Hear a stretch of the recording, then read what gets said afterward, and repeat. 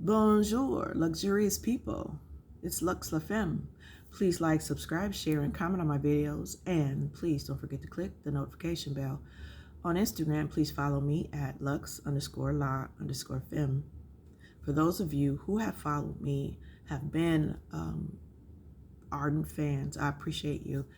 I say that because my message a lot is about self-actualization.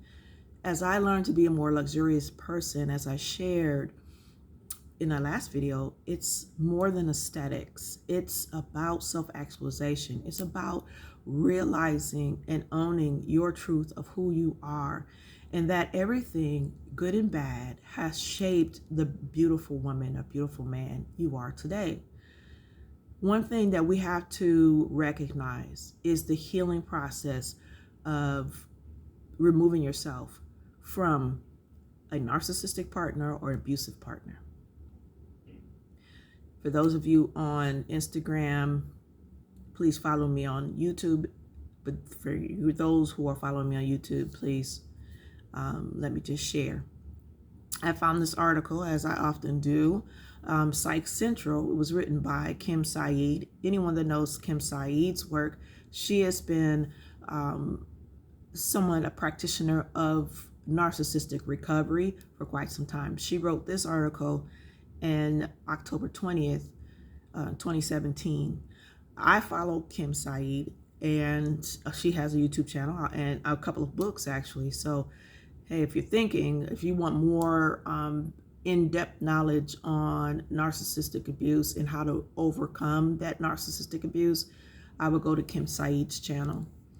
So the byline for this article reads, long-term narcissistic abuse can cause brain damage. Now, I have to share, I've always thought that narcissistic abuse like hijacks your body, and you have the hardest time breaking from it mentally.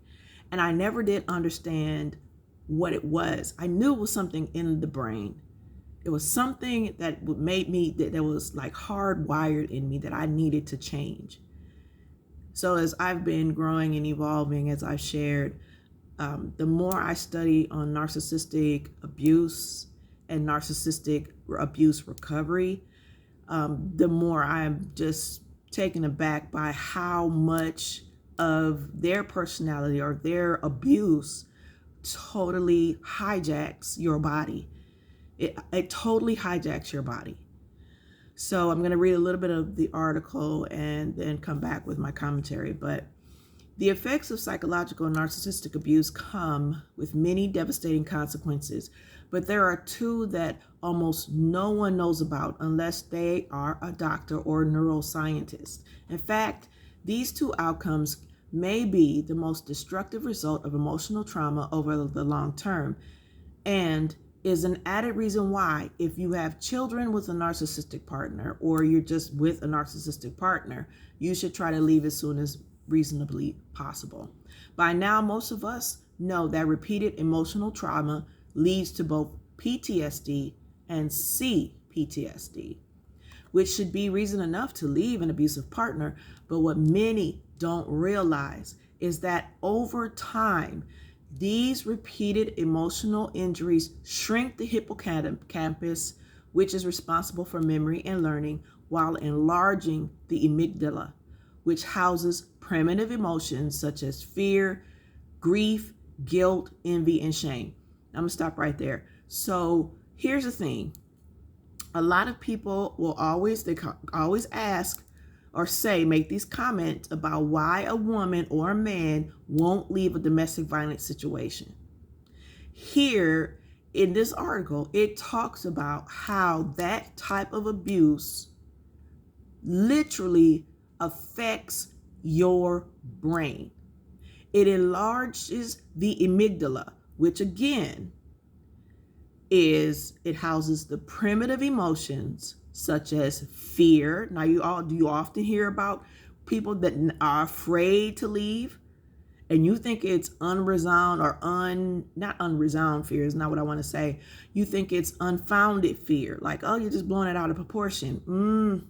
No, not to them. Grief, they're actually sad about this. They're in mourning, guilt. Like, if I leave him or her, what's going to happen to them? Envy. I didn't feel envious of that person. So I don't know how to, reconcile that one. But shame. There was shame. I felt shame. This person was abusing me, but I felt the shame. So here I read in this article that emotional trauma literally affects the hippocampus, which is responsible for memory and learning, which I will find myself in brain fog all the time. That's why. And while enlarging my amygdala, which housed the primitive emotions, the fear, the grief, the guilt, the envy, and the shame. Now, I'm not going to go more into this article, but to me, those two paragraphs say a whole lot. Those of you who have never been through this, you don't have a frame of reference. Those of us who have, this should click for you now. Let this click for you so that you'll understand that you were in an emotional situation, that this emotional trauma that continued to happen affected how your brain functioned. Au revoir, you fabulous people. We'll talk again.